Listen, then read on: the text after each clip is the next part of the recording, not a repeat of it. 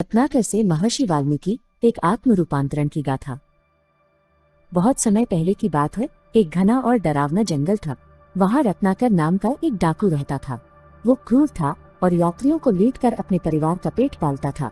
उसका मन अज्ञान के गहरे अंधकार में डूबा हुआ था और हिंसा ही उसकी नियति थी। सीख: अज्ञानता और बुरी संगति मनुष्य को सही मार्ग से भटका देती है। एक दिन उसी जंगल से देवर्षि नारद अपनी वीणा बजाते हुए गुजरे। रत्नाकर ने इन्हें रोकने का प्रयास किया। नारद बिल्कुल नहीं डरे।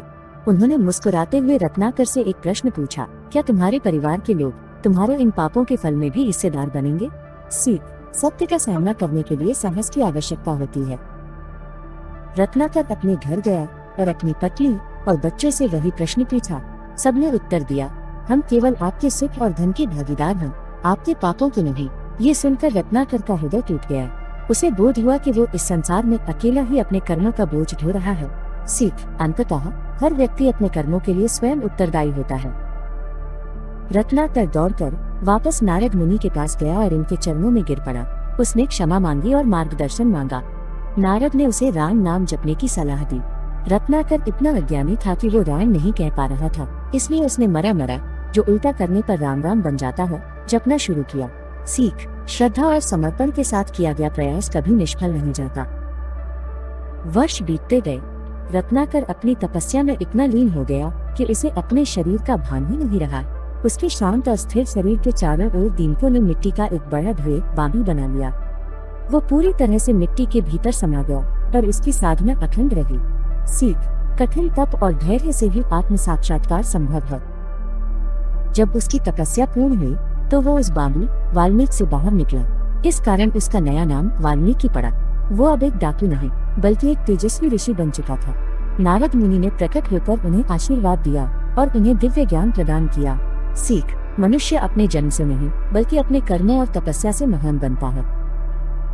एक सुबह जब ऋषि वाल्मीकि गंगा तट पर स्नान के लिए गए, उन्होंने क्रौंच पक्षियों के एक जोड़े को प्रेम करते देखा। अचानक एक शिकारी ने तीर चलाया और नर पक्षी को मार दिया। मादा पक्षी का विलाप सुनकर वाल्मीकि का हृदय करुणा से भर उठा। सीख: करुणा ही वो बीज है जिससे धर्म और कला का जन्म होता है। उस गहरे शोक के क्षण में ऋषि के मुख से अचानक एक छंद निकला, मां निषाद प्रतिष्ठा त्वमगमः शाश्वती है समाह। यह संसार का प्रथम श्लोक था। शेख से श्लोक का ये जन्म साहित्य के इतिहास की एक अद्भुत घटना थी। सीख: पीड़ा जब रचनात्मकता में बदलती है तो वो अमर हो जाती है।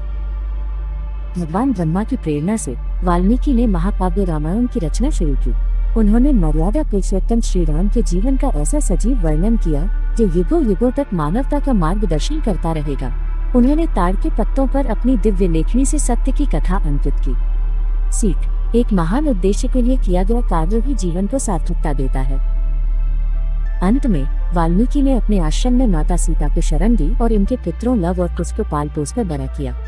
उन्होंने इन बालकों को शस्त्र विद्या के साथ साथ रामायण का गान भी सिखाया। इस प्रकार एक डाकू से महर्षि बने वाल्मीकि ने पूरे विश्व के संस्कार और भक्ति का उपहार दिया। सीख: गुरु का सानिध्य और सही शिक्षा भविष्य की पीढ़ियों को प्रकाशमान बनाती है।